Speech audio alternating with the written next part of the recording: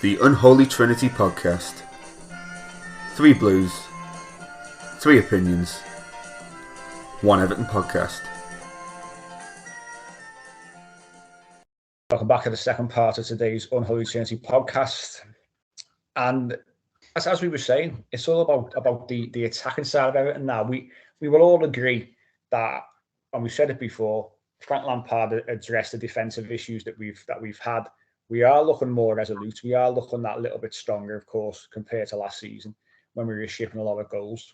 We've conceded 11 goals so far in our opening 10 Premier League games, but we've only actually scored 8, and that's the concern really at this moment in time, isn't it? In terms of how potent we don't look when we're getting in front of goal, and creativity as well. You know, we're not seeing our wide players particularly contribute, I would say. And we're looking at a difficult game on Wednesday night against a fairly informed Newcastle United side, who obviously have invested. They've recruited, I think, fairly well since January. And obviously, St James's Park is a difficult place to go at the best of times. And the question is really, Lee, are we going to see any changes for that game? What do you want to see? Obviously, Anthony Gordon is back from suspension. Anthony Gordon has struggled, I would say, since the first probably 2-3 games. I think he's really struggled against Man United, I thought. Does he come back in? Do we start now looking at, Dominic Calvert-Lewin has had 2 substitute appearances, maybe around sort of 45 minutes combined. Do we now say to Dominic Calvert-Lewin, can you give us an hour from the off? Because I think we need to do something to make us a bit more of a threat going forward. Yeah, I totally agree with that, mate. I think, one thing we all know last season was that we were in a lot of games, particularly even when Lampard came in himself, he admitted it massively, is we were too easy to play against and too easy to play through as well. We were very soft. We lacked massive, sort of guts on the pitch, leadership on the pitch. And if we conceded 1, we looked like we were going to concede 2 or 3. Now, in the early part of the season, we've played, the first quarter of the season now. We seem to have addressed those issues, don't we? I think we can all admit that. We've now got leaders in the changing room in Cody and Tarkowski, and even Garner as well. Garner Gay, that is. One thing we all realised is that even before the transfer window finished, we all realised that the team lacked goals. We knew that just by the personnel we had and who we'd signed in, and where the goal's going to come from in this side. We've lost Richarlison, who's one of our biggest goal threats, 1 in 3 over 150 games. Obviously can play anywhere across the front three. Will give absolutely everything for us. And on that note, by the way, a lot of fans slagging him off. I haven't got time for that. He gave everything when he was at our club, and we have to respect him for that. And he knew as well as we did, we had to sell him. We should have got more from him, but that's our fault, not his, in terms of FFP. So that's a side note. But yeah, where are the goals coming from? And obviously Dom getting injured as well in pre-season was a massive loss for us. We knew that as well. And there's a reason why we were linked late in the window with Kudus at Ajax and then Mudryk as well at Shakhtar. Because if anyone's seen any of those boys play, that's exactly what we need right now in our team.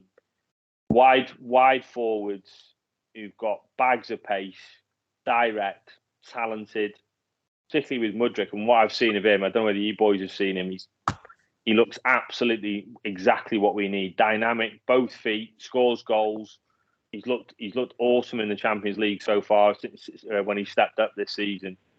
And that's what we need. But we have to also look at it and think, look, we can't fix everything in one window. You can't just click your fingers and go, right, suddenly we're going to have a team that's going to push Europe and maybe even the Champions League. It's not going to happen.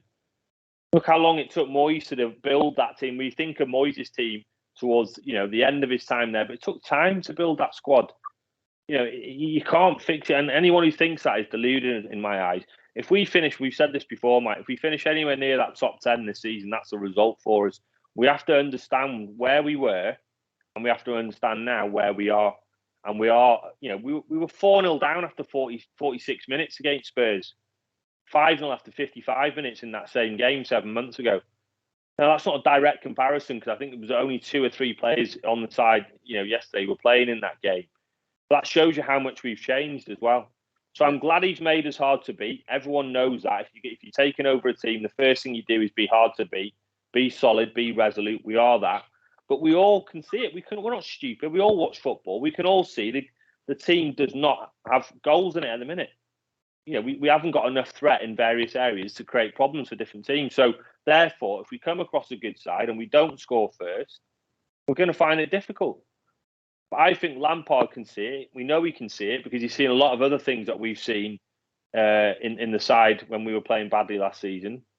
So January, maybe I'm hoping he'll be able to get at least one. Maybe we will go back in for Kudus now Ajax are out of the Champions League. Maybe we will put a bit of a higher bid in for Mudryk, who we apparently bid 30 million for, and they wanted a bit more. But for me, that's exactly what I see right now. I think most of us see the same.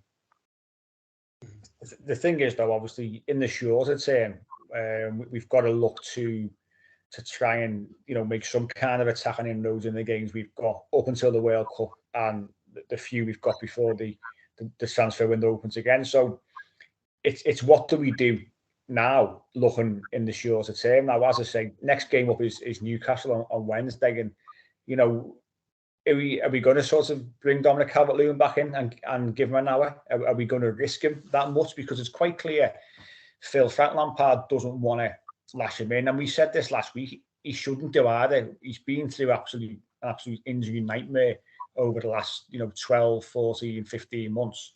So we've got to be really, really careful with him, of course.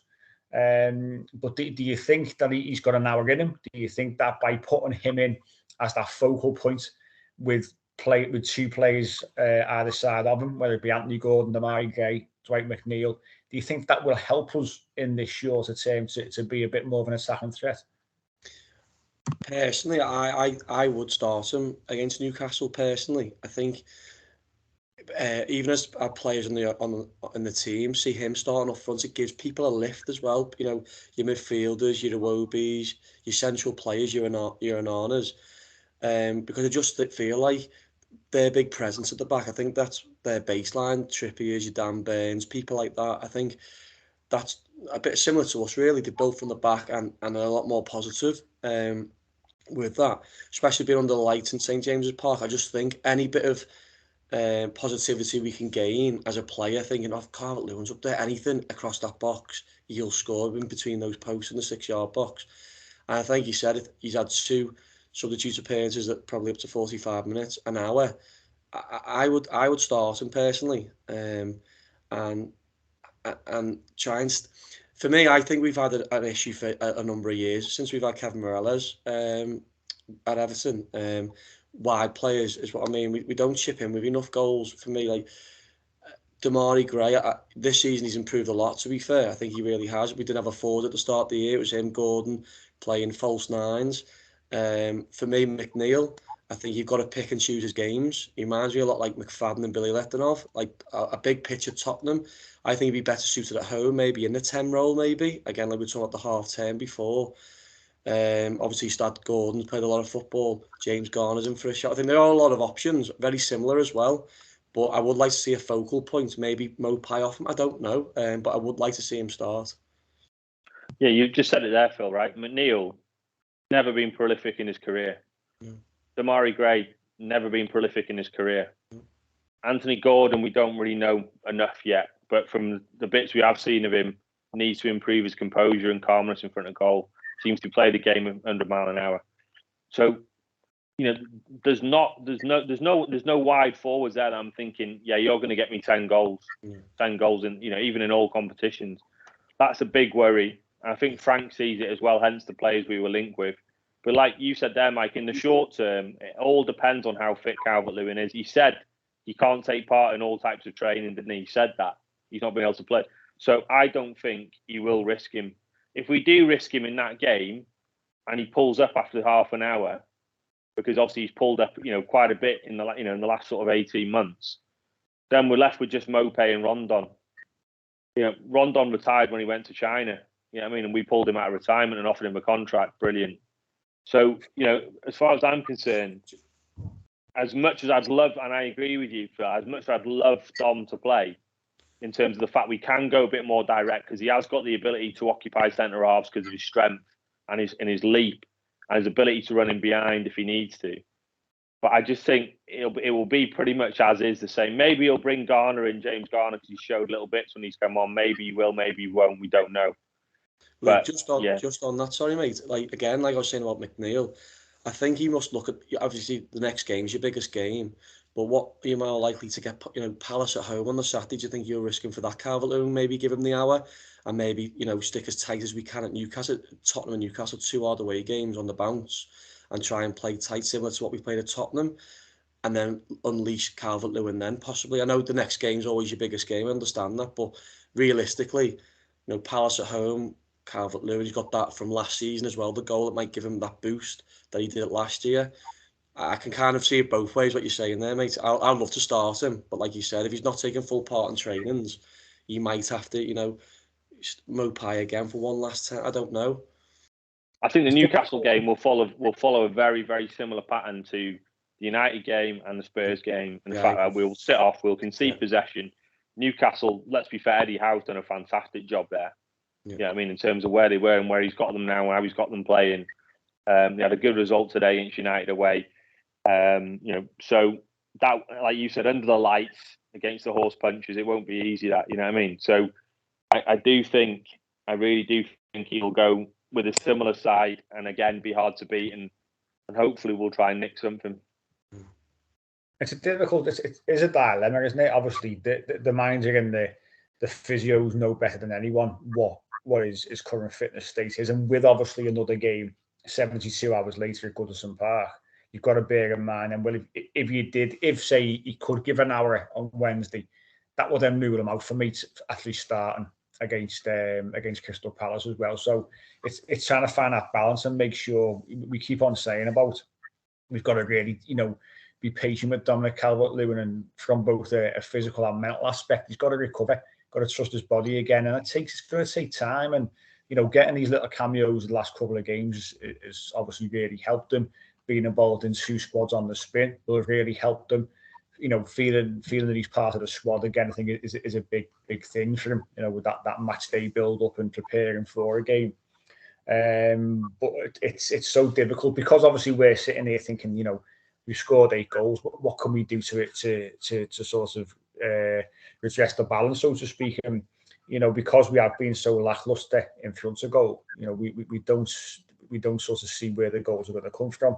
But I mean, Callum, what are your thoughts on that for Wednesday? Newcastle, very physical side, big centre halves. Having Dan Burns about 7'9". Yeah, you got Chia, who's a big lad as well. Obviously Mopai could start, but in terms of the hold-up play and bringing players in, we're going to struggle again, aren't we?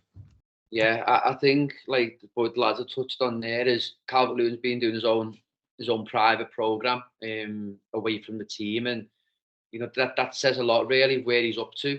They're obviously wrapped him in cotton wool. Not they know how bad his injury is. And for me, if you're on it's called non-contact, so you're on non-contact training. So for me, it's like if you're on non-contact, you're not going to be starting games. It's as simple as that. You'll be coming off the bench, because his body will need to be right for that kind of impact. And again, we've got probably a more winnable game against Palace at home, you'd like to think, and obviously then we've got Fulham away. So it's one of them. Newcastle are 6th, we're 14th, but we're only 2 points above relegation now after Southampton drew today. So it's a big game midweek, but I'd probably say the Palace game is a bigger one the weekend. For me, I'd like to see a 4-2-3-1. Me, I think McNeil or Gordon as a 10. I'd like to see that. I think when we obviously played with Lukaku, we had one with Barkley at the time. I think him as a 10 was fine. Then pocket of space. I think like having a player in that position who's explosive centrally, who can win the ball and counter-attack from central areas. I think that's something we've really been missing. But then obviously doing that, you'd be asking a lot from Onana and Iwobi, but I think both of them, they can get around the pitch. The dynamic, they're explosive. I think that might be something to think about, 4-2-3-1 maybe. and you'd have Gray, Gordon, and maybe McNeil. I like McNeil. I think McNeil's got a nice little pass on him. I felt sorry for him yesterday playing in that role he played. Hard graft for him playing a left wing back. But he's got a pass on him. But again, it's like Lee said, he's very inconsistent. But in some games you can pick out a ball and put it on your foot. Do you know what I mean? And he's the type of player who could create chances for us. But going to Newcastle, I'd take a draw there all day now. To put a bit of a positive spin on it, rather than being like fully negative on it, I think with Frank setting a base now, making us hard to beat, I don't think there's not that many pieces of the jigsaw needed here to make us more dynamic going forward. Do you know what I mean? So we are, the midfield looks stronger. We've talked about the defence looking, the spine of the team in general looks a lot better. If we can maybe get over a couple of the names I mentioned before, maybe we can coax someone or Gakpo or whatever, someone of that sort of nature to come to the club, maybe even in January if possible after the World Cup, then that would massively help us. If we had dynamism out wide, I'm not saying that the others don't give us that. They do offer it in bits, but they just don't look like they're massive goal threats. You know what I mean? And if we had that, we're not far away off them being a decent side. You know what I mean? Like a really solid side with dynamism going forward. Because I think ultimately that's what Frank wants us to be. He's done the first bit now. The second bit now, we've just got to acknowledge that, hopefully we can get it in, a part of that in January, if not certainly next summer. But it's a conundrum. But there's also a positive in the fact that we don't need that much for me, maybe 2 or 3 more players to be that side that's a bit more dynamic going forward. No, definitely. Yeah, it's important. Obviously, we're not a particularly negative podcast, to be honest. We're always full of optimism as best we can, and that doesn't change, because we lost the game 2-0 to Spurs. I think we're very much of the thinking that is going to be a long journey. It's going to take time, and we've seen certain things addressed, other things we haven't addressed yet in terms of playing style and recruitment, things like that. We know we can't do it all in one window. But obviously we need to find solutions to certain things which we've seen in the early part of the season, and it's a bit of a quandary really to try and get some goals into this side, given the fact that our main striker has had quite a few injuries in recent times. Because for me, I always say it, this side is built for Dominic Calvert-Lewin. A couple of wide players, whether it be Gordon Gray, Dwight McNeil, even now James Garner. We can we put in a cat across yesterday, but to be fair, Reece collected the ball really, really well as a defender came across him. But we've got players who can deliver a ball, whether it be a cross in the air, a ball fizzed across the box, and Dom at his best. We know he's a 6-yard box striker, isn't he? Callum Ancelotti told him, don't even be going wide. You score your goals. You sort of within 6-8 yards of the goal, which is what he did in that 2021 season. So it's designed for Dominic Calvert-Lewin or a striker similar. So it's difficult for Neal Maupay, and it's going to be difficult on Wednesday which he may start, understandably so. So we've got to look at ways of maybe getting around them. But recent history suggests we can beat Newcastle. They haven't brought in loads and loads of players over the course of the summer. We played them at Goodison, obviously that unbelievable night. Was it back in March when Alex Iwobi scored that goal? That 300-minute game that we played. That was when lad cable tied himself to the goalpost. That famous image of the fella trying to get the ball cutters out and get that off. Fantastic. What a night that was. But the most recent history is there, but we do struggle when we go to St James's Park. It's got to be said. And they obviously they're buoyant. They're riding a bit of a crest of a wave. Under the lights, as you said before, Phill, always difficult. The pitch also slopes from left to right. If no one knows that, it's got about I think it's a 1 or 2 foot slope from one end to the other. So yeah, so hopefully Everton can kick the same way twice in the whole game. But it's one of those grounds where when they are buoyant and when they are in a good moment, so to speak, it is difficult because the crowd act like that 12th man. So we've got to try and subdue that and get hold of the ball if we can and take the wind out of the sails. But there's players there that can hurt us. You know, you look around their side, whether it be, you know, St. Maximan, Almiron's in a good bit of form. Always Wilson, isn't it? It's always Wilson as a worldie against. Always scores against Everton, doesn't he? Always, even if he's injured, he'd score against Everton. You know, obviously Bruno, I thought was a very, very good signing for them. Makes them tick. So they're just a much better unit than they once were. But we certainly shouldn't be going there. Should we be thinking that we can't win the game? Because we can win the game, but it's a much more difficult prospect than maybe it once was over the last few years. Yeah, I totally agree with that. I mean, as I said before, I massively respect the job that Eddie Howe's done there. He's got Newcastle playing much better footy. People forget, were they on something like 4 points or something like that when he took over? Something stupid like that. You know, they were definitely rock bottom of the table, and he's done a great job. I questioned him and whether he was the right guy. You know, he's answered those questions so far, and as I said, they've signed well. I'm a big fan of that Isaac they signed. I know he's injured, but the bits I've seen him in play, he's injured again. Yeah, he's had a setback as well again. I think another setback, so he's put even further. That's good news for us. That's good news for us because the bits I've seen of him, I know he came to prominence in the last tournament, didn't he, for Sweden? But he looks a player. He's an athlete. He's got 2 good feet, skillful. I mean, look at the goals he scored at Anfield. You know what I mean? Yeah. The one that wasn't given. I mean, that's a class finish. That. Absolute class finish. He's put Robertson on his arse and stuff like that. So he's a top player. So the good news, he's not playing. By all accounts, Bruno went off today injured for Willock in the 78th minute. So Bruno's gone off. It looks like an injury, but let's hope he can't play because he's a massive player for them. Yeah. And you know, if we can deal with Wilson, I feel a lot more confident going into some of these games, like when we went into Southampton, but purely because now we're more solid. Particularly, you know, with the likes of Cody and Tarkowski. I thought Tarkowski played really well, by the way, against Kane. On the whole, he played well. So now we know, in terms of trying to deal with Wilson, I feel a lot more confident with those two trying to deal with him than I did before, you know, with Keane or Holgate or something like that. Do you know what I mean? So I do feel more confident in that respect. It's just whether we can do the other bit now, like I said, going the other way and carrying more of a threat. I think Gordon will come into the side.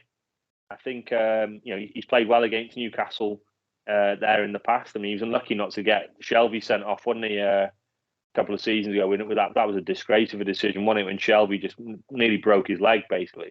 Yeah. So and Gordon, his best performances for us this season have been away from Goodison, haven't they? You know what I mean? Away from home, where he maybe has had a bit more space to run into, and maybe a few fans off his back. So. I do think again, if we can be solid like we did against Spurs, shut the crowd up. I thought we did that brilliantly in the first half, and then carry a threat. Then you know that first half yesterday would be a kind of blueprint what you'd want to look at St. James's on Wednesday night. Yeah, I think you're right. Especially Anthony Gordon, like you say, most definitely being more effective away from Goodison Park this season when that pressure from fans, it's got to be said, because we're ISIS in the paddock, he gets it every single week, rightly or wrongly. There's certain things that gets said and you just think people are just ridiculous, but you know, it probably does help him to play away from home. So I think he will come back in. Not playing at the weekend means he's going to be fresh as well. So likelihood is it's him for Dwight McNeil. James Garner, I think, is going to be another shout. I think Garner Gate's struggling a little bit, I think, to get up to speed, I would say. Got booked again against Spurs, so we might see James Garner, whether it be against Newcastle or Palace, possibly. I think he's going to come into the thoughts of the manager fairly soon. But we've got to be going there. I think, you know, we've got to put these kind of games out of our mind against the better sides.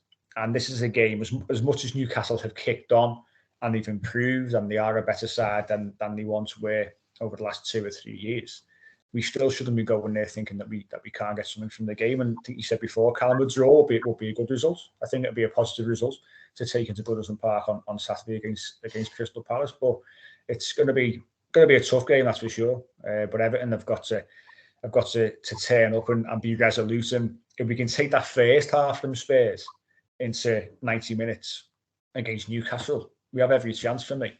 Few fresh legs on there, and I think we've got a bit of a shout. But tough task, that's for sure. But let's have our predictions to round off with. Phil, what are you saying? Newcastle away Wednesday.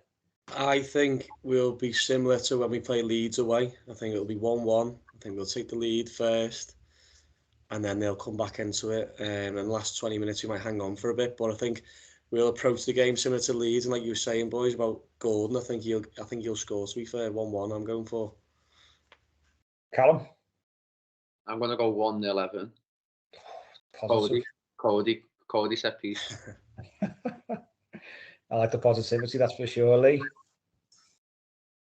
Just apologies here, man. I'm just looking at the light in here, by the way. It's like Marlon Brando, like Colonel Kurtz in Apocalypse Now, isn't it? He's coming in and out of shadow here like this. Have you paid your bill this week? Because the last few weeks it's been like talking to somebody in a cave. Honestly, it's very dark. There's candles there. Got candles. No, I had to put a lamp in that, and it's actually quite bright in here, though it doesn't look it. It is definitely Colonel Kurtz. He's got a few Joe Malone's list, hasn't he? You know what Lee's like. There's all that kind of stuff. He's brought a solar light from outside inside. Oh, don't start. He's rinsed me for the mint tea last week. It was bad enough. About the mint tea. But on a side note, if anyone hasn't seen Apocalypse Now, watch it. Great film, Marlon Brando, brilliant. But anyway, going back to the game, I think I'm going to agree with Phil. I'm going to go 1-1. I think it'll be definitely a tight game. They're missing, as I said, a couple of key players. Hopefully Bruno's not playing. That will be a big boost for us. And I can just see they're not on the same level as Spurs. We know that, and certainly in terms of the front three that Spurs had the other day. So I just hope that we can beat. We've got to quieten that crowd down. They're very raucous, as we know. I think they get up for it, don't they? And it'll be a night game. So keep it tight. St. Maximum fit? Is he I don't think he played. No. No, they had Jacob Murphy and Almer on. And you'd much rather face them, wouldn't you? St. Maximum, he wasn't even on the bench, mate. St. Maximum wasn't even on the bench. So that's a bonus. He doesn't play against us, like. He's another one as well. If you remember that game, last game at Newcastle, he tore us apart, didn't he? I mean, he's what I call he's like a homer, and he's a show pony at home, and then away from home, he never really looks that bothered, does he? So hopefully he's not playing either, because again, he's another player that can turn it on, especially at their place. So I'm going to go 1-1, and I'm going to say the same. I can see us nicking a goal, and I'm going to say Damari Gray, because I have been impressed with Damari, despite me criticising him briefly before. I think he started every game under Frank this season, and he's looked really good in patches. Just his final decision, but he has got a dig on him, so he's going to cut in on that right foot and smash one past the keeper. Let's hope so. I think it'll be a draw. I'm going to say 0-0. Really, really exciting Wednesday night draw that'll be. And not one for the telly. It's on Amazon Prime by all accounts. I think they've got all the games, midweek games. So anyone obviously who's not going, it is on there. I don't work for Amazon, by the way. I'm not on any kind of commission. I'm just sponsored by Amazon. Just trying to inform. Yeah. Not like Lee and his mint tea. You haven't heard that story. Go and watch our Instagram from last week and listen to the podcast, because that was unbelievable. Don't start again, mate. Don't start again. You take some mint tea back to the match. That's all I'm asking. No, I didn't. I did a one-off. It's a one-off. I just can't get my head around it. I've got to be honest. It absolutely threw me on the day. No wonder I couldn't concentrate on the game when I was in there. Just him and a mint tea bag in his pocket. Unbelievable. Imagine getting searched on the day. Sorry, what's that in your pocket there, mate?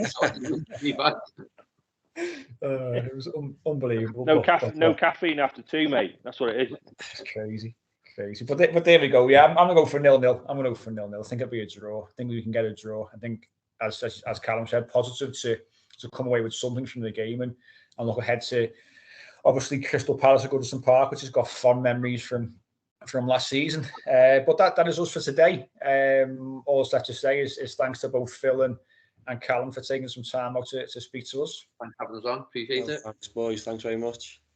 And enjoyed it as ever. And we'll be back ourselves next weekend to look back on this busy week of Premier League football. Hopefully, as we always say, it's a positive one for the Blues. And then look ahead to a trip to Craven Cottage as we go and visit Marco Silva and his Fulham side. So we will catch you then.